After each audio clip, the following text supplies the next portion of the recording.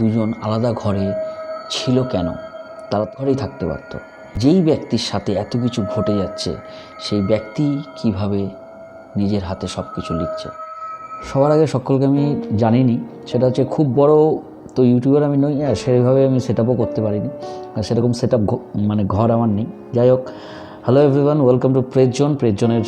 25 নম্বর এপিসোডে তোমাদের সকলকে স্বাগত জানাচ্ছি। ঘটনার মধ্যে অনেক প্রশ্ন আছে, অনেক কৌতূহল আছে, ঘটনাটি একটু ভয়েরও আছে। তাই তোমাদের যদি কোনো রকম প্রশ্ন করার থাকে তুমি আমাদেরকে সরাসরি প্রশ্ন করতে পারো, ঠিক আছে? তা আজকে কথা না বাড়িয়ে চলে আসছি। আমি ঘটনা পড়ছি এবং তোমরা শোনো, ঠিক আছে? ব্যক্তিটা যেই হোক না কেন, আমরা ঘটনাটাতে ফোকাস দেবো, ঠিক আছে? তা 1963 সালে মালদহের পুরনো এক বুক স্টোরের গুদামে একটি ছেঁড়া নোটবুক পাওয়া যায়। তার কভারে কালি দিয়ে লেখা নীলতট হোটেলের 4 নম্বর ঘর, অনিরুদ্ধ ঘোষ। লেখক নাকি একজন ট্রাভেল জার্নালিস্ট ছিলেন, কিন্তু এই ট্রিপটাই তার শেষ ছিল।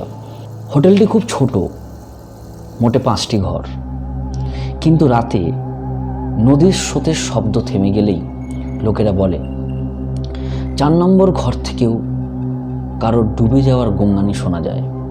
হোটেলের মালিক এই নিয়ে কখনো কথা বলে না, বলে ও ঘরটা এখন বন্ধ, কিন্তু অনিরুদ্ধ ঘোষের ডায়েরিতে অন্য কথা লেখা আছে। 1963 সালের 12ই জুলাই হোটেলের নীলতটে পৌঁছালাম বিকেলে। নদীটা অদ্ভুত শান্ত। মালিক বললেন 4 নম্বর ঘর ফাঁকা। আলো কম হলেও ঘরটা আমাকে ডাকছিল যেন। মালিক খুব জোর করেই বলছিল 4 নম্বর ঘর নেবেন না স্যার। নদীর দিকে জানালা খোলে, রাতে ওদিকে থেকে ডাক আসে, মানে নিতে বারণ করছে। কিন্তু অনিরুদ্ধ লেখেন যেখানে নিষেধ সেখানেই সত্যি লুকোনো থাকে। ঠিক তাই, তিনি 4 নম্বর ঘরই নিলেন। ঘরটা সাধারণ, কিন্তু একটাই অস্বাভাবিক জিনিস ছিল, জানলার পাশে রাখা পুরনো কাঠের চেয়ারের উপর অল্প ভেজা দাগ, যেন কেউ ঠিক কিছুক্ষণ আগেও সেটাতে বসেছিল। রাত 1:40। অনিরুদ্ধ ডায়েরিতে লেখেন নদীর দিকটা ফিকে নীল হয়ে উঠেছে, পানি কেমন যেন আলো ছাড়ছে, কিন্তু নদীতে আর চাঁদের প্রতিফলন নেই। নিচে 3বার কম্পিত হরফে লেখা, মানে যখন লিখছিলেন তখন হয়তো হাত কাঁপছিল। চেয়ারটা নিজে নিজে নড়ছে। সেদিন রাতে নদীর শব্দ হঠাৎ থেমে যায়, পুরো নীরবতা।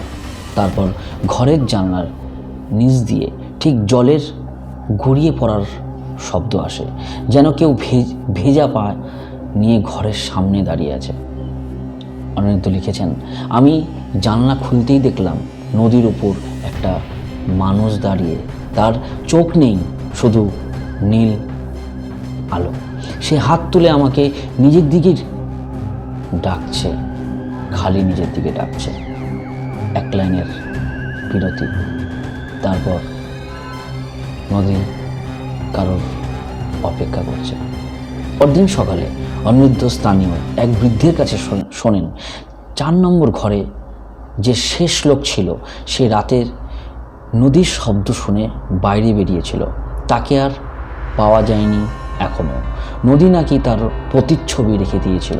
লোকটা এগিয়ে এসে আলতো করে বলল, আপনি যদি রাতে কারো ছায়া দেখেন মনে রাখবেন নদীর মানুষ কিন্তু ফিরে আসে না। এটা অনিরুদ্ধর শেষ লেখা। আজ চেয়ারে আবার ভেজা দাগ। এবার দাগটি ধীরে ধীরে দরজার দিকে এগোচ্ছে। আমি দেখছি, কিন্তু দাগের কোনো মালিক নেই, যেন অদৃশ্য কেউ হাঁটছে ঘরটিতে। এরপরের লাইন, নদীর মানুষ আজ ঘরে ঢুকে পড়েছে। সে ভিজে, খুব ভিজে, আর সে আমাকে নিজের জায়গায় ডাকছে।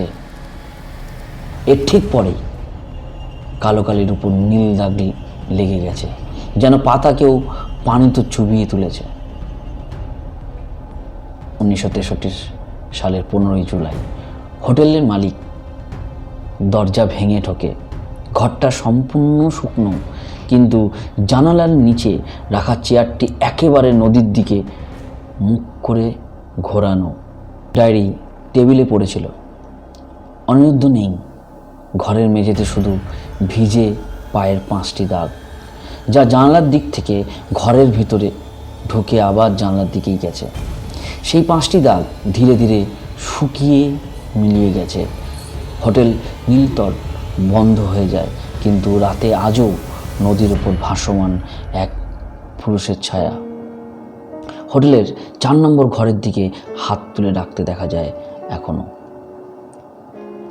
তাহলে তোমরা নিশ্চয়ই ঘটনাটি শুনেছ।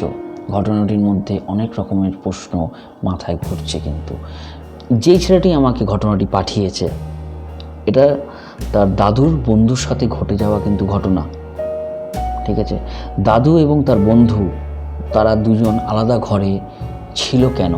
তারা তো এক ঘরেই থাকতে পারত। আচ্ছা, এই একটা প্রশ্ন। আর দ্বিতীয় প্রশ্ন হচ্ছে যে যেই ব্যক্তির সাথে এত কিছু ঘটে যাচ্ছে, সেই ব্যক্তি কিভাবে নিজের হাতে সব কিছু লিখছে, এবং ব্যক্তিটাকে সবার শেষে পাওয়া গেল না কেন? যিনি পাঠিয়েছেন তার যে দাদুর কাছে গেল কী করে? এরকম অনেক প্রশ্ন আছে যেগুলো তোমরা পুরো ভালো মতন না শুনলে বুঝতে পারবে না। যাই হোক, এখন সবথেকে বড় কথা হচ্ছে যে আমাকে পাঠিয়েছে তাকে অশেষ ধন্যবাদ, কারণ সে তো কালেক্ট করে পাঠিয়েছে। তোমরা কি করছো? তোমরাও পাঠাও। তোমাদের সাথে ঘটে যাওয়া যদি কোনো ঘটনা থাকে পাঠাও, অবশ্যই পাঠাও। তোমার সাথে ঘটুক বা তোমার পরিবারের কারোর সাথে ঘটুক, সেই ঘটনাগুলো পাঠাও। নাহলে আমার এই চ্যানেলটিকে দাঁড় করানো খুবই অসম্ভব হয়ে যাচ্ছে, কারণ কারোর কাছে গিয়ে কালেক্ট করা খুবই অসম্ভব। ঠিক আছে, তাই যাই হোক, সবাই সুস্থ থাকো, ভালো থাকো, টেক কেয়ার।